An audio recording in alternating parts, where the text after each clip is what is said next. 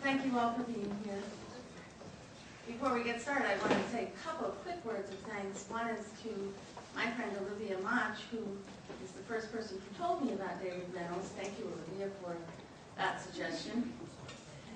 And the second quick thank you is to Jeff from Brookhampton, who graciously agreed to come and sell some of Mr. Reynolds, Dr. Reynolds' most recent books. So thank you both. We're very honored today to have as our guest Dr. David Reynolds, historian, author, and distinguished professor at the Graduate Center of the City University of New York. He's here to talk about his life as a writer, his work, and also about his recent book titled Waking Giant, America in the Age of Jackson, which has received universally high praise.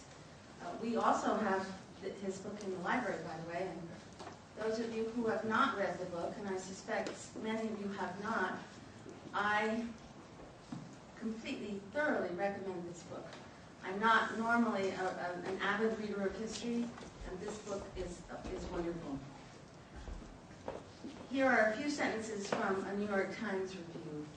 David Reynolds asks us to more carefully consider the brawling, chaotic, boisterous years from 1815 to 1848 as a fascinating age in its own right. In this, he succeeds handsomely. Far more than just a political story, or, for that matter, a story of Andrew Jackson, Reynolds' book shines a bright light on the cultural, social, intellectual, and artistic currents buffeting the nation. He is a thoughtful historian, and Waking Giant is as engaging and insightful a narrative of this critical interregnum as any book written in years.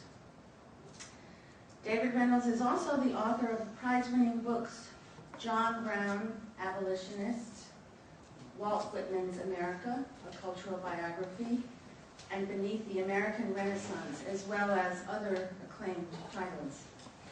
Walt Whitman's America won the Bancroft Prize, the Ambassador Book Award, and was a finalist for the National Book Critics Circle Award. John Brown, Abolitionist, the man who killed slavery, sparked the Civil War, and seeded the civil rights, won the Gustavus Myers Outstanding Book Award and the Kansas State Book Award. And Beneath the American Renaissance won Phi Beta Kappa's Christian Kaus Award. David Reynolds grew up in Barrington, Rhode Island, majored in English at Amherst, and after graduating taught high school English briefly at Providence Country Day School before returning to his studies and earning a doctorate in English at the University of California, Berkeley. He spent the next decade teaching English and American Studies at successively Northeastern University, Barnard College, New York University, and Rutgers University. And in 1989, he moved to the City University of New York. A frequent commentator on numerous national television and radio programs, David Reynolds is married to Suzanne Reynolds, who is, we're happy to say, seated with her husband. She is an author and professor of English and comparative literature at the C.W. Post campus of Long Island University. They divide their time between Old Westbury and Sagaponack, where it is said that he spends at least part of his time playing tennis, the guitar, and popular piano pieces. Please welcome David Reynolds.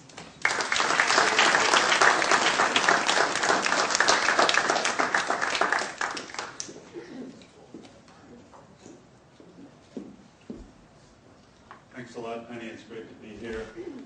And I think the Hamptons are very, very fortunate to have such a great library and such a wonderful opportunity for people to show up at an event like this.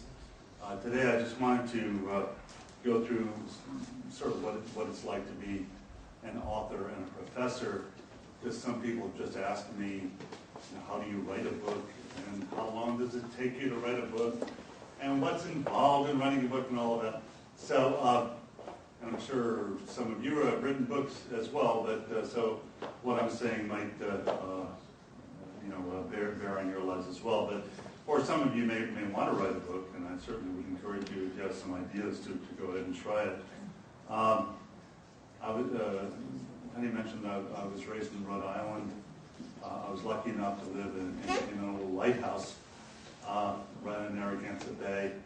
It had a 20-room house added onto it, and the lighthouse itself was no longer really working, because it was too shallow there, so they built a new lighthouse out in the middle of the bay.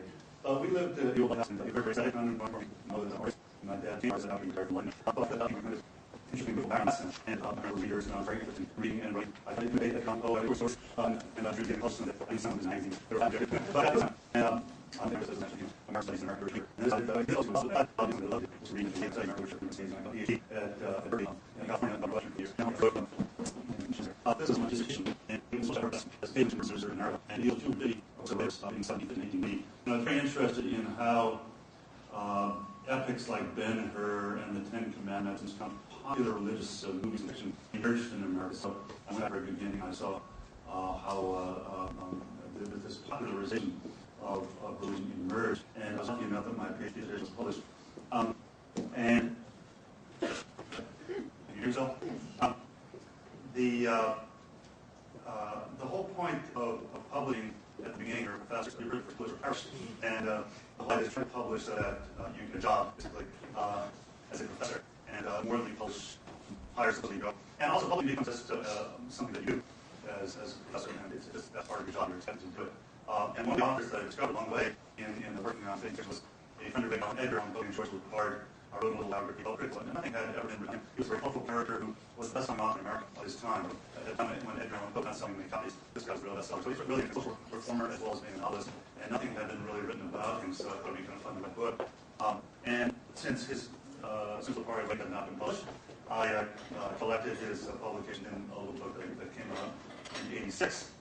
And then what happened was that I noticed that a lot of things that were happening, these books were basically popular writers of the era before 1850, and I noticed that a lot of themes that they were dealing with were corresponding with things happening in Hermanville, Emily Dickinson, Edgar Allan Poe, Nathaniel Hawthorne, Ralph Waldo Emerson, Walt Whitman, and Henry David Thoreau.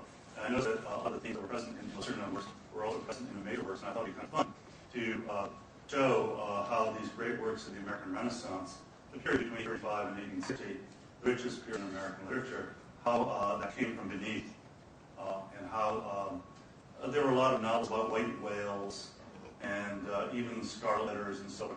I thought it'd be kind of interesting to trace the roots of some of these great works. And so this was my first kind of really big book, and won prizes and so forth. And this is my 10-year books at this stage. At universities, you try to get tenure, you can't get fired, so that's nice. That's also nice. So, and I was very fascinated by Walt Whitman, who was a Long Islander, and then he lived in Manhattan, and he divided his time between Long Island. He was out here quite a bit, actually lived in Brooklyn. And I noticed that he had never been tied very closely to his contemporary culture. So I thought it would be kind of interesting to see America through Walt Whitman's eyes.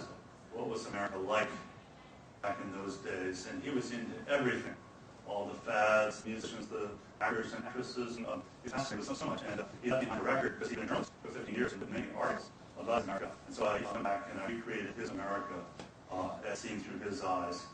And then I thought it would be interesting. There were a few other books in between, mainly edited books. And this is an edited book that I thought it would be neat to bring out an edition of Leaves of Grass, which is the same special volume that originally appeared in 1855. And this is exactly how it appeared. The only difference is that it was the size of a yearbook. It's too expensive to produce that on mass level nowadays. but this is how the back looked. Of course, it was embossed back then, but this is how it's exactly. I made sure everything was exactly the same. The font, even where the poems turn around the page, certain out, they're exactly the same. So it's almost a facsimile edition, and then includes at the end a little introduction or appendix to the afterward that I wrote, as well as all the reviews of most of them quite different of the first edition of Music Grasp, including three reviews he published anonymously of his own book. They were by far his most glowing. But so that was a fun project. And then my daughter used to make fun of me. Why do you keep writing books about these white bearded old men? You know, here's Walt Whitman, here's John Brown. John Brown single-handedly fought white slavery by making a raid and attack on Harper's Ferry, Virginia, the idea of freeing slaves during the mountains, and then creating what we call cells, terror cells, in the mountains, to try to create panic throughout the South. He was captured while he was trying to do this, and he was hanged, and he became a martyr. The martyr was respected in the North. He tested in the South, and he got the spark of the Civil War. And this is the 150th anniversary this year of Harper's Ferry, and new major recent biography appeared, and this is very much cultural biography of him in his own time, in his own culture. And then my most recent book, Big Giant. This is actually I want to sort of walk you through what it takes to write a book. This one, actually, I researched it for about 3 years. I was approached by a press, HarperCollins, who wanted me to do this as part of their series on American history. And so you hand a manuscript. First, you do your research and your writing, and you hand that manuscript. And then what happens is that they send you back a bunch of guideposts and go through them. Those are individual pages. And then eventually they come out with what's called the bound galleys. It's almost like a paperback edition. Bound galleys. And this is what it looks like. And they send about 300 of these things out to newspapers all over the country, all over the world, hoping to get some reviews. 40,000 books a year are published, so there's big competition as to whether or not you get reviewed in the New York Times or wherever. So it really, it's like a crapshoot. Fortunately, I've published enough books already so that this book got a lot of big attention, which I appreciated it. But these are the bound galleys. They send them out all over the place, hoping to book a few reviewers here and there. And it's not an automatic process to get reviews. And then finally, the book comes out. And this book itself it's for sale on the John out there, if you're interested. And as you can see, it's just a hardback book with a jacket. And everything about the book, I was agonizing over. First, I agonized over the title.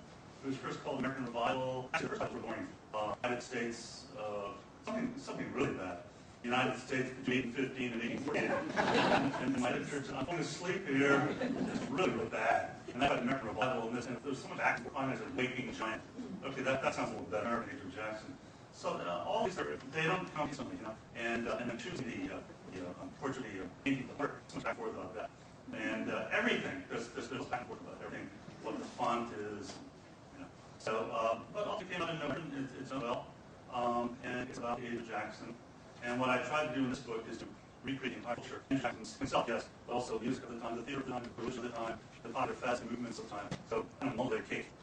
So that it wasn't really, it's like if you were writing about the 1960s, you might want to deal not only with JFK, or I would want to deal only with JFK, and with later on the rise of Nixon and all that, but also the student movements and the music movement and all that. So I tried to do that for the age of Jackson, which is 1815 to 1848.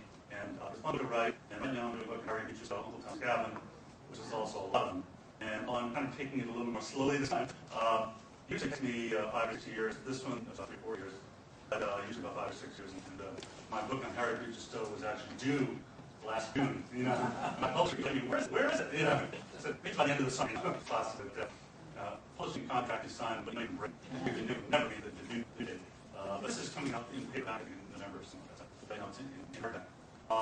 And I think what I do today is just open it up for questions. If you have any questions, more questions about what's into a writing book, or how you get interested in something, whatever. Yes? Well, I like to write myself, and I'll write through, 8 pages, and out of that, I edited, maybe I got 3 sentences. Yeah. That's a nice pile of books together. Show me, from the foot to your hand, how much tall would that pile be unedited? Oh, unedited. Yes.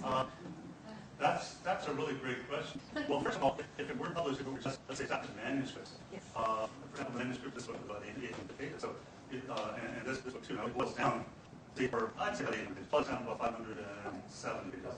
But it would be hard to say how many pages this is. But you can't have writer's block if you're. Well, of course, I get writer's block like anybody else, but you have to kind of get over that, and you have to just have confidence.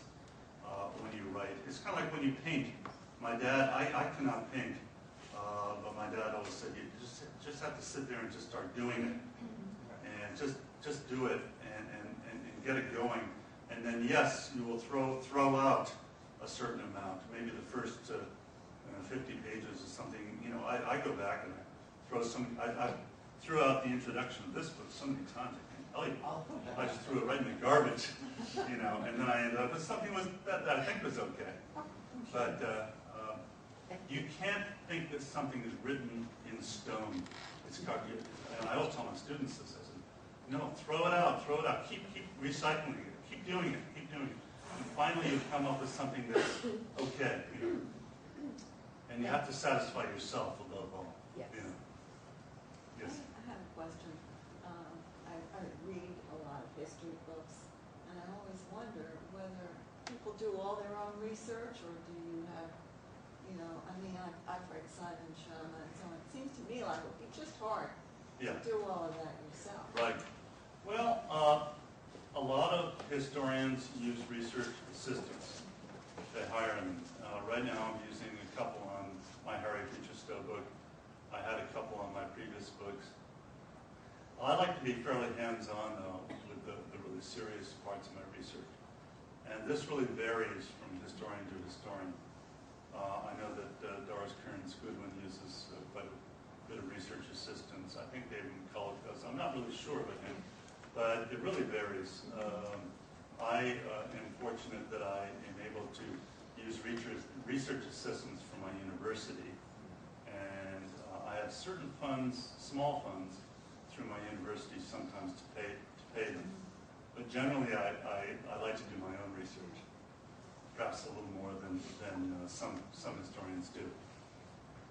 Yeah. I can see that the time frame that you have from 1850 to 1848, certainly 1850 was a good start as the Waking Giant. You stopped at 1848. Does it stop at the end of the Mexican War and the acquisition of Mexico's It former stops territories? with the election of Zachary Taylor, Okay. although it goes through his first year, but or just into his first year a little bit. But yeah, it's basically the end of the Mexican War. Do you get into the California Gold Rush? Or Yeah, yes, I do. Yes, yeah, I do. I get to the gold rush, and that was an important year, 1848, because revolutions were going on in Europe. There was the California Gold Rush about to happen, and then there was the rise of spiritualism, which was a very, very important movement, which was getting in touch with the dead by knocking on tables and so forth. So that was extremely important. Yeah. Could you talk just a little bit about some of these offbeat movements that your book covers? Yes. Well, what happened was that this was just after not just after, but it was still in the flush of the American Revolution, the separation of church and state, and it was when democracy was very young, and it was before the rise of institutions. Today we live in a very corporate culture. This was before all of that, so everything was very unleashed and open and free back then. So you had a lot of interesting movements. Mesmerism, these were people who used mind control, both to look into your body and see hidden diseases, and sometimes cure diseases, but also to look through walls, to go into outer space, to go back in time. And they would sit there and they would, sometimes in a trance, describe what was happening in China or something like that. Phrenology was the popular psychology of the day, and this was the belief that there were 33 separate so-called organs of the brain, each with its own, one was for religion, one was for sexuality, and one was for this, for that, and the other. And you would go have your bumps read to see how big your organ of whatever it was, a certain organ was. And if you had an oversized organ, you had to learn through willpower how to control that organ of your brain.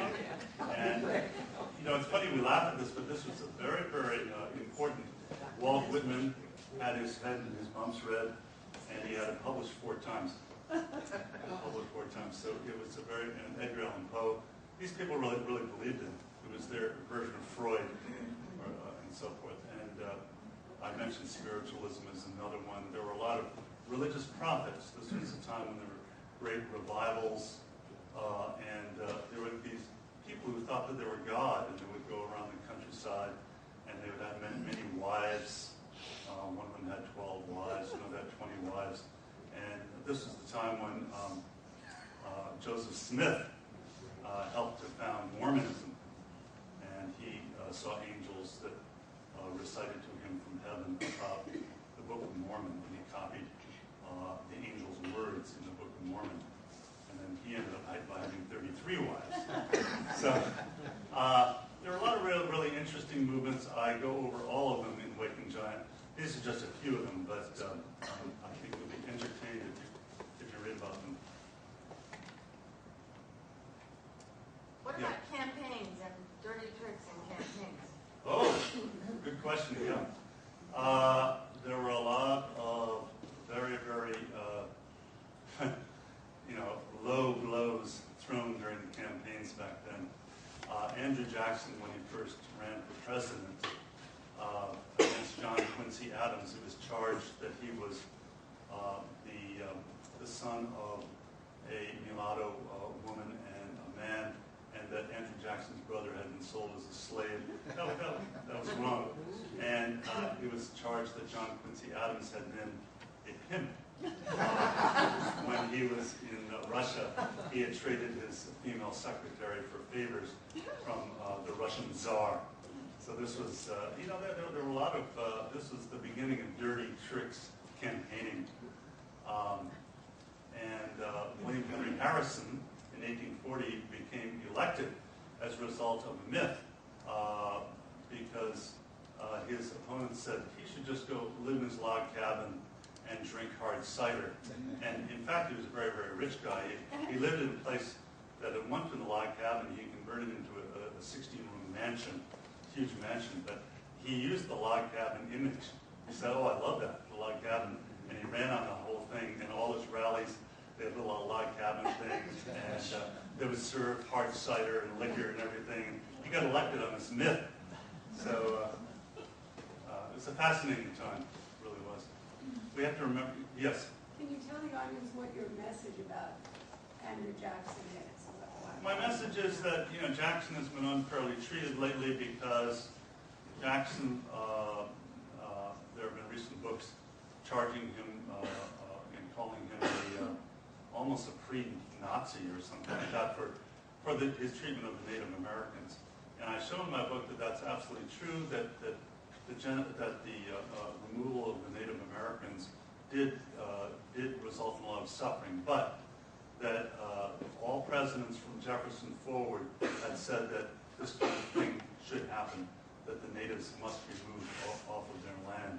So Andrew Jackson, in a sense, was just carrying out what previous presidents had, including Jefferson, had said.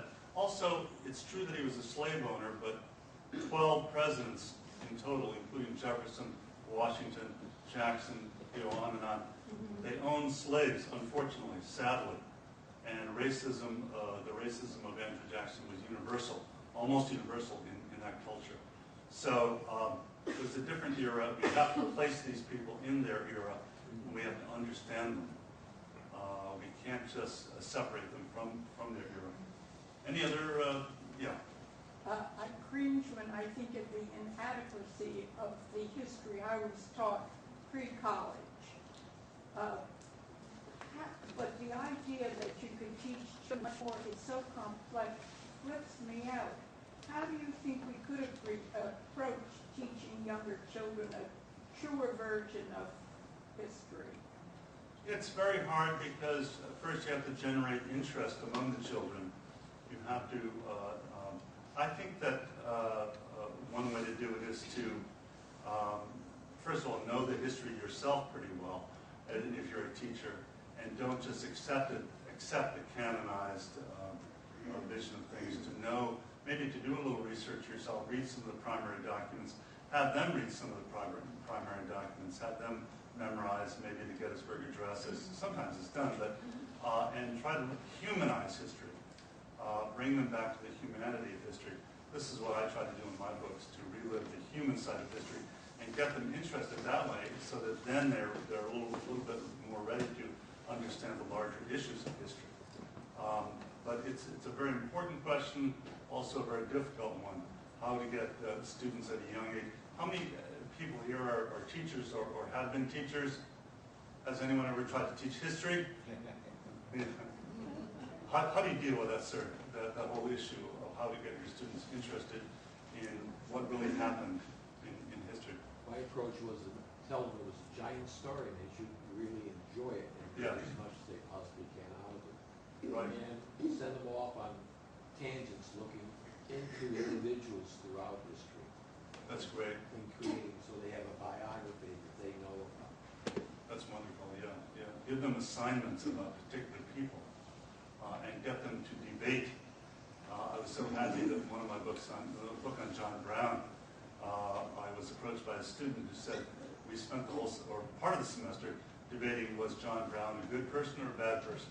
Because a lot of times, he killed some people along the way too. So, and we used your book as, so we were debating with, pro, because I'm very pro John Brown. So we have pro Reynolds and anti-Reynolds group. So that's great, Who else has taught a little bit?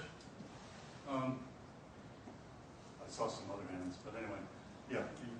Try to make a project that's a relationship to what they may have grown up in. I had a number in Germany, a number of American children who have grown up in the United States. So I think certain times of development, Revolutionary War, whatever happened in Philadelphia, New York, and Boston, where a good half of the class came from. Right. And let them go ahead and take anything they want, geography, religion, or whatever else, and roll it into whatever, and then report back to the class. Yeah, that's wonderful. Sometimes when I was teaching a American Studies class at CUNY, I brought in some slave shackles and so forth. Actually, I was co-teaching it with somebody who collects these kinds of things. And she had artifacts, my co-professor had artifacts from slavery that she brought in. And sometimes anything like that, anything hands-on, I think is useful, just to bring it alive a little bit. And yeah. Could you give us a quick review on his early life and the road he took to become president? Andrew Jackson? Yeah, well, he was the first president who was born in a log cabin. He was born in Tennessee. And then he later on built his way up to become a plantation owner. And then he was a general in the War of 1812. He became famous as a very, very heroic general against the British during the War of 1812. And he said, I never felt the emotion of fear in my life. I never felt afraid once in my life. He was a very, very sinewy, tough. He never weighed more than 145 pounds, even though he was 6 feet tall. Very sinewy, tough, determined man. And he was also unlettered. He did not read very often. Unlike John Quincy Adams, who knew 7 languages and who was a scholar in so many different subjects, it was said that Andrew Jackson had only read 2 books all the way through, the Bible and a novel called The Vicar of Wakefield. and supposedly he got through law here. He was also a lawyer. Supposedly he got through law school without reading a book all the way through. But still, he was a very, very dynamic, extremely dynamic person. He had a good natural gift of speech, and he had a shrewdness about him as well. And he was a real people person. He had a good sense of humor, and he gained more and more supporters, and he was sold to the American public as Old Hickory, just this rough frontiersman, and people loved that. He was the man of the people, and he attacked the banks and the corporate, all the corporate people and so forth, and that's why he got elected. He got twice elected president.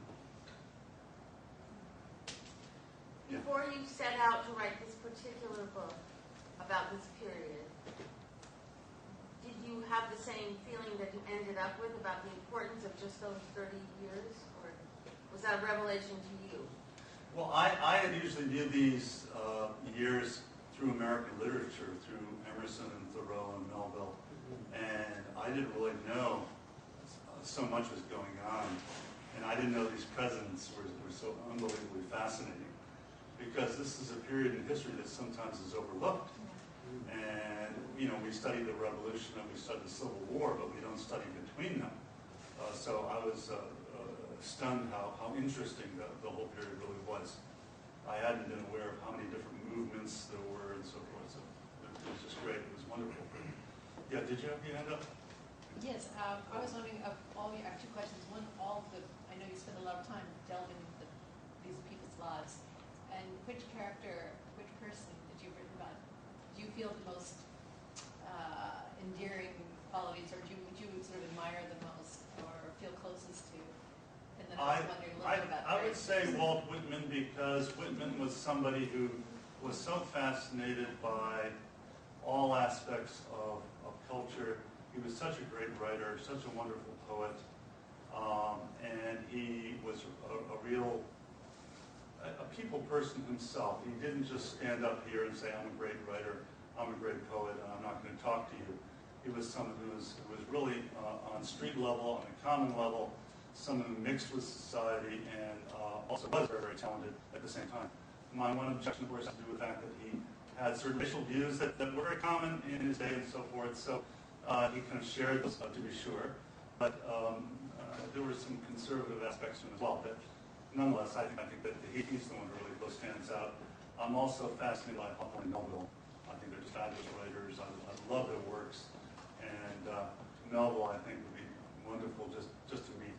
I'm even fascinated by Emily Dickinson, although I heard that she was a little bit tough personally.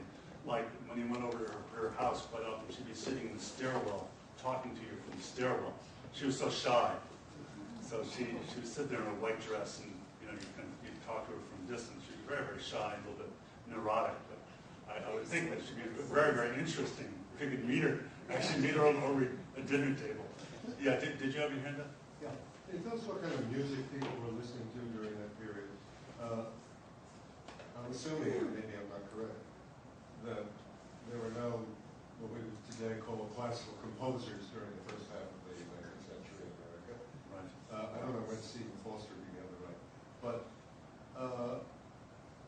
these people who were so advanced culturally, in literature, were they exposed to the music that was being written in Europe? Yes, in 1842, that was the big year when the New York Philharmonic came along, and also it was the so-called British invasion of that day, or no, the European invasion, and a lot of the great composers for the first time were known over in America. You had a lot of foreign touring orchestras, opera troops, and everything that came over in the 40s and the 50s. And then you had a classical composer by the name of an American composer by the name of Anthony Philip Heinreich, who was quite a good composer.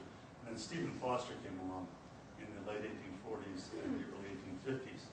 He's the one who wrote Oh, Susanna and My Kentucky Home and this, that, and the other. So he was very, very popular. And the most popular singing group was called the Hutchinson Family Singers, who were like the Beatles of their day. And they were just immensely popular. There were 13 children. 4 would sing at a time. They were all talented, and they all fill in for each other, the 13 children. And but 4 at a time would sing. They were just great. They were terrific. Any other? Yeah. Can you give us a little hint about Harriet Beecher Stowe and your new book? I'm interested why Uncle Tom's Cabin was so very, very popular. Why was it so popular? Because nothing anti-slavery or abolitionist had been popular previously. And suddenly we have this anti-slavery novel called Uncle Tom's Cabin that sells more than any other novel. And I'm just fascinated why it was so popular and what its impact actually was, what its cultural. When Abe Lincoln met Harriet Beecher Stowe, he said, so this is the little lady that began this great big war. The Civil War began as a result of Harriet Beecher Stowe. So she contributed to the war by sympathizing with enslaved African Americans. So I'm fascinated by her cultural impact and why she was so immensely popular. So, yeah. Could I ask them, John Brown, what specific areas do you deal with that you actually probably, certainly the Harper's Ferry, but going back to Kansas, Nebraska, his earlier things in the 1840s, or however, Yeah. he begins to get this mission, divine Right, mission of this right, mind. right. I'm very fascinated by his religion, his cultural background. He was a strict Calvinist. He thought he was predestined from all eternity to kill slavery. He thought he was really predestined by God. And so I'm very interested in the whole Puritan background that he comes from and how this gets funneled into anti-slavery, into abolitionism, and this militancy. So it's a cultural biography of John Brown. It's for sale at the author's price. I can offer it for only $20. It's usually $35 back there if anybody wants it. Yeah. Yes. I just wondered, why don't you go ahead? Well, I wanted to get a little further the Harry Beecher study. You said you were fascinated by why it became so popular. Yes. What was your conclusion about why it became so popular, and then when the slavery was so much accepted by everybody? Right, right. Well, my conclusion is that, see, she had been a popular writer before that, but this was so much more popular than anything that she had written.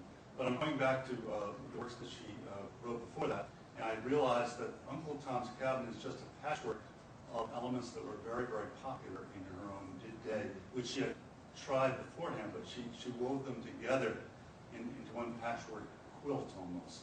She brought them all together, and she added this element of African Americans as having feelings, of being real human beings that you and I, anybody can sympathize with them, the African Americans in that book. And it's the first time that she really went to the depths of emotion of black people. And it was just a wonderful book in that sense. Annie, did you have Well, maybe I'll ask the last question. Do you find that you have any time for leisure reading? And if so, what do you enjoy reading? Generally, if I'm on a vacation, I'll read a novel or something like that, and Lions Beach and just read an old novel or a new novel or something like that. Generally, though, I'm pretty much locked in, my wife is as well, into our own reading, which is our research, the research that goes into our books. So we really spend a lot of time, my joke is that I never read anything that was published after 1850. Not quite that bad, but anyway. But I have a lot of fun doing it. To me, it's entertaining, and very interesting, and sort of endlessly fascinating. So anyway, it was great being here. Thank you. Thank you. I also want to mention that David Reynolds will be at one of the Fridays at 5 July 3rd, yeah. on July 3rd at the Bridgehampton. Where would this one be? Bridgehampton Library. Oh, But I probably think- across the street. Yeah, I think it'll be impressive. Anyway, stay tuned for that. This was very interesting. Thank you for writing wonderful books that are readable.